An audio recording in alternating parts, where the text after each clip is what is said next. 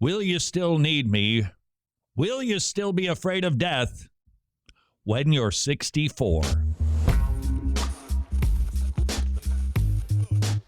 It was the great lyricist Lennon and McCartney who asked, will you still need me? Will you still be afraid of death when you're 64?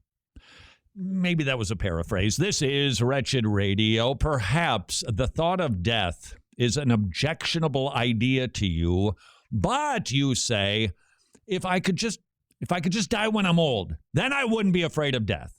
Then I wouldn't be so scared. I just want to make sure that I've got a life that has been long lived. Then I'll be okay with it. No, you won't.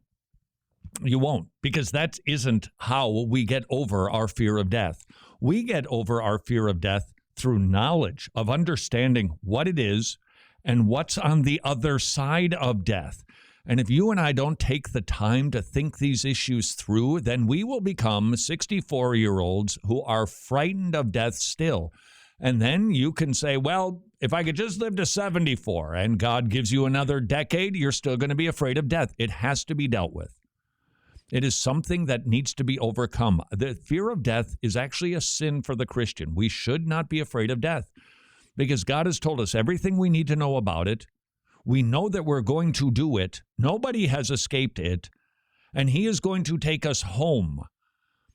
And if we fear it still, we're doubting God, we're not trusting God, we're not believing God, or we're just saying, I don't care, I'm scared. Let's work through it, courtesy of Nicholas Byfield, who deals with your objection. I wouldn't be afraid to die if I were 60 or 80. I'd be content then. 1, if you are willing to die at any time, why not now? Death will be the same to you as it is now. In other words, you are still going to be afraid of death unless you deal with it. 2, is any man angry and grieved when he is at sea in a tempest, because he shall be so quickly carried into heaven? Is he displeased with the wind that will soon set him safe in the harbor? If you believe that death will end all of your miseries, why are you careful to defer the time? No, we don't become reckless, but we don't have to just long for a long life so that we won't fear death. 3, until your debt is paid, time will not ease you. Your care will continue, and therefore you would be as good to pay at the first as at the last, if you are sure it must be paid at all. 4, in this world there is neither young nor old. When you've lived to that age you desire, your time past will be as nothing.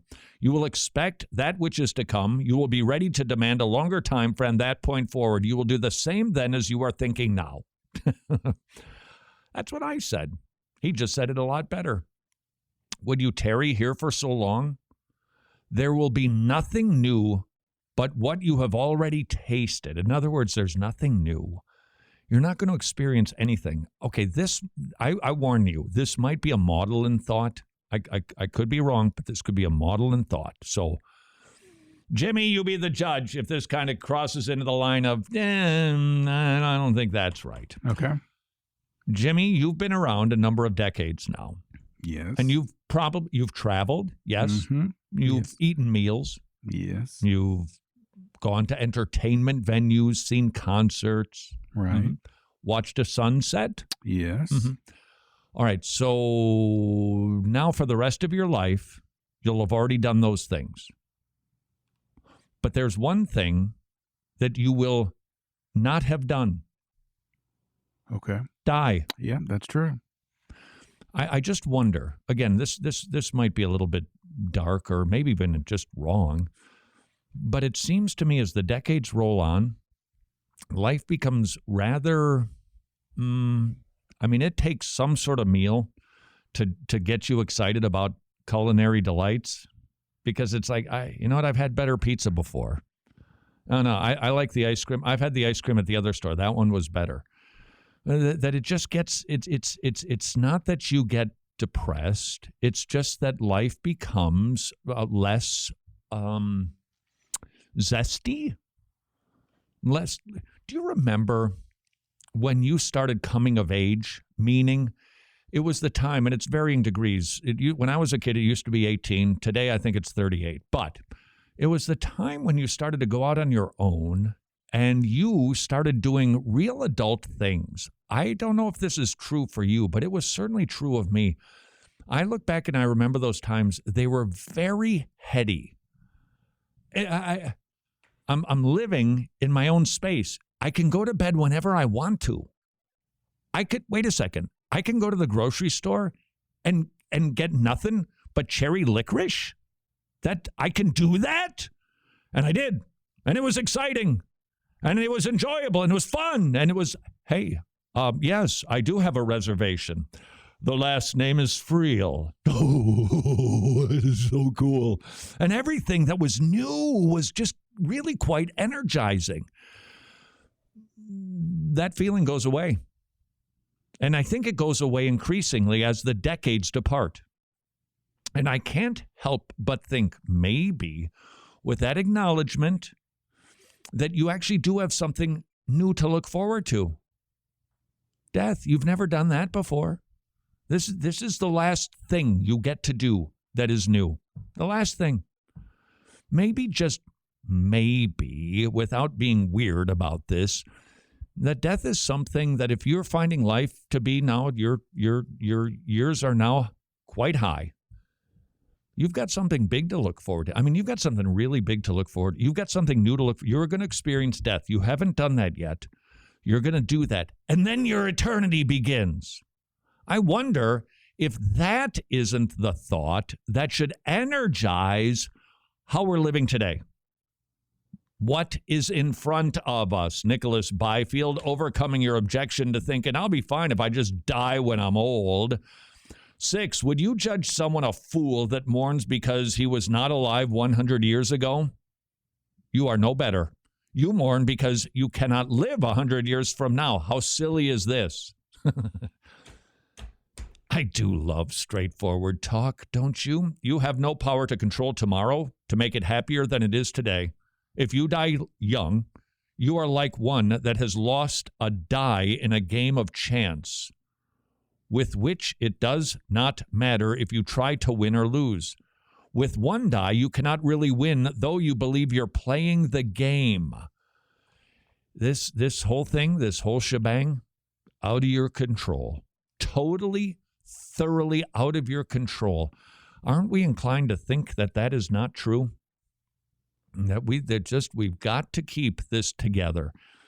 I don't know if this thought will help you, but for some reason, it's been helping me to not get so caught up in, I don't want to say self-importance, because that's not the sense that I have, I don't think. It's the, my little world, it's important. Okay, it's important. The vast majority of people on the planet would eavesdrop on my life and go, boring, not interesting, no big deal. But it is to me, because this is my little world, and I need to do these things. If I don't do this, the kids will that. If I don't act like this, my spouse will this. If I don't perform at work, then we won't have any money. And we get the sense that we are really needed and really important, and that this immediate world that is yours is the only world that exists. That thought probably isn't helpful yet. But I was thinking, okay, let's just say that my little world is just this little tiny circle, about the size of a thimble. That's my world and my life. Jimmy happens to be inside of that circle. But Jimmy, your circle just barely overlaps mine. Okay. Right? Yeah. And you've got people in your life, their circle just barely overlaps yours. Right. And suddenly you start to realize, hey, there's a lot of circles out there. And I don't have control of mine. They don't have control of theirs, but God does. He's controlling all the circles.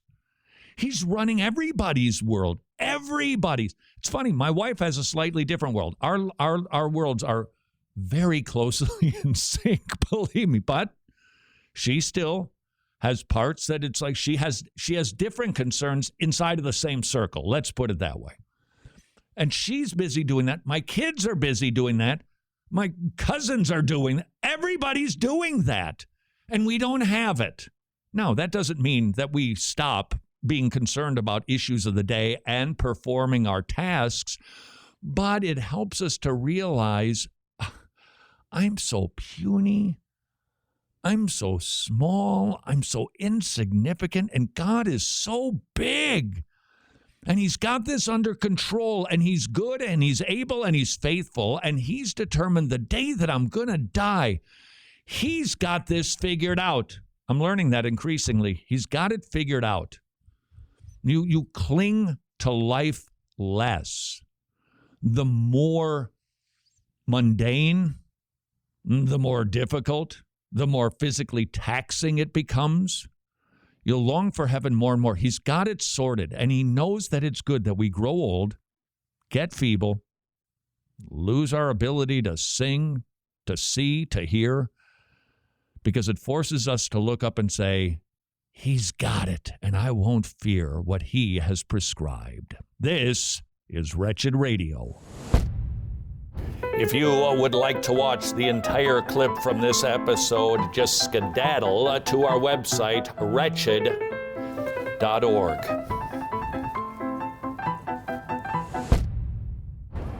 All right, gentlemen, second half. Here's the strategy. Psalms. Imprecatory psalms. Now take a knee.